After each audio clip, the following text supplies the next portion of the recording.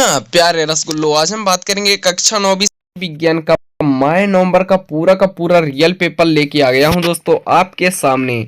इसका पूरा का पूरा फुल सॉल्यूशन के बारे में भी बात करेंगे। तो अगर चैनल पर नए हो तो चैनल को सब्सक्राइब करके रख लीजिए। जैसे ही मैं कोई नया वीडियो अपलोड करूं तो आपको सबसे पहले प्राप्त हो। तो हमारा पहला प्रश्न है, निम्नलिखित प्रश्नों के उत्तर दीजिए। प्रत्येक प्रश्न के लिए 2 अंक दिए गए हैं, यानी टोटल 10 अंक दिए गए हैं। 20 नंबर का पेपर होता है। तो हमारा पहला प्रश्न है जो कि आपके स्क्रीन पर शो हो रहा है, भारतीय संविधान के अनुच्छेद 21 के अंतर्गत क्या सुनिश्चित किया गया है। तो हमारा इसका आंसर देख लेंगे।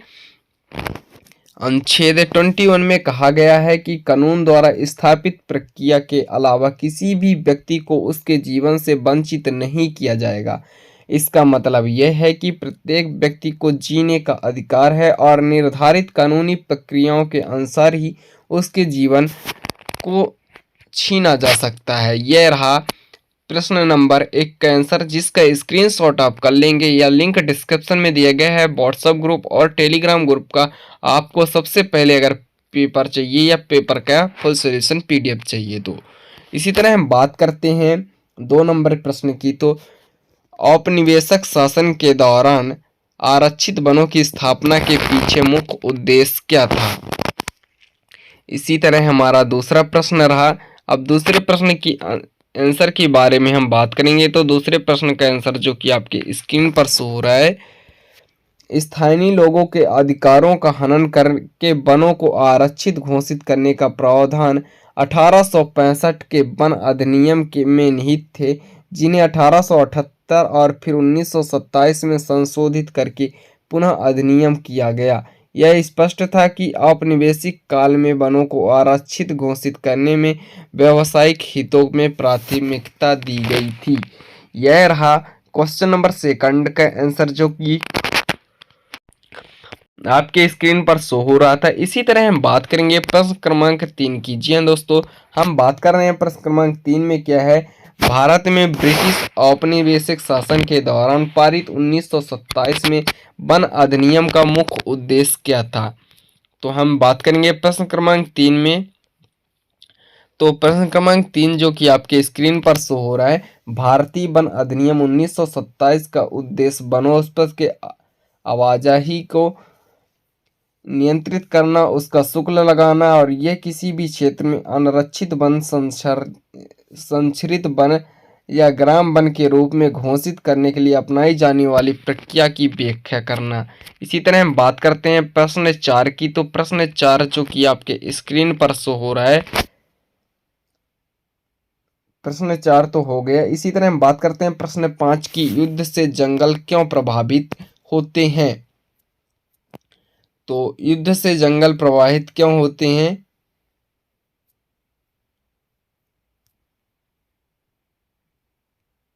ये रहा क्वेश्चन नंबर 4 का आंसर जो कि आपकी स्क्रीन पे, सॉरी दोस्तों गलत हो गया था, वहाँ क्वेश्चन नंबर 4 की बात करेंगे। तो क्वेश्चन नंबर 4 जो कि आपकी स्क्रीन पर शो हो रहा है, औपनिवेशिक सरकार ने वनों का अधिकार कर लिया, इसके बड़े क्षेत्र में कम कीमत यूरोपीय बाग लगाने वालों को दे दिए और इन्हें बाड़ाबंदी कर दी गई। वनों को साफ करके चाय कॉफी बाग लगा दिए। इसके बाद हम युद्ध जंगल में क्यों बर्बाद होते हैं, इसका आंसर देख लेंगे। युद्ध के दौरान जंगल कई तरह के प्रभावित होते हैं। युद्ध के ज़रूरतों को पूरा करने के लिए ज़्यादा से ज़्यादा पेड़ काटे जाते हैं। युद्ध के दौरान बड़े बड़े वन क्षेत्र में आग लग जाते हैं और युद्ध के समय सरकारें लकड़ी के बड़े भंडार आरा मिलों को खुद जला देती ताकि ये संसाधन दुश्मन के हाथ ना लगे। इसे इस कार्ड का अर्थ कहा जाता है। इसी तरह हम बात करते हैं नेक्स्ट प्रश्न की। तो नेक्स्ट प्रश्न है हमारा दोस्तों, राष्ट्रपति पद का निर्वाचन के लिए योग्यताओं का वर्णन कीजिए। क्वेश्चन नंबर 6 है। तो क्वेश्चन नंबर 6 की बात करेंगे। तो क्वेश्चन नंबर 6 जो कि आपके स्क्रीन पर शो हो रहा है, इसका आंसर, विधिन्वय मान्य निर्देशन के लिए निम्नलिखित अर्हताओं और अपेक्षाएं पूरी जानी चाहिए। अभ्यर्थी को भारत का नागरिक होना चाहिए। दूसरा है उसे 35 वर्ष की आयु पूरी कर ली हो। और तीसरा है उसे लोकसभा के सदस्य के रूप में निर्वाचित होने के लिए अर्हता प्राप्त होनी चाहिए। और चौथा है वह भारत के किसी भी संसदीय निर्वाचन क्षेत्र का निर्वाचक हो। इसी तरह हम बात करते हैं नेक्स्ट प्रश्न की। तो नेक्स्ट प्रश्न है जो कि आपकी स्क्रीन पर शो हो रहा है, सामूहिक उत्तरदायित्व का अर्थ लिखिए।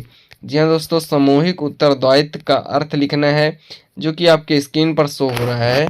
सामूहिक उत्तरदायित्व का अर्थ है मंत्रिपरिषद के सभी सदस्य राज्य सरकार से संबंधित अपने द्वारा लिए गए निर्णय के सामूहिक रूप से जिम्मेदार हों।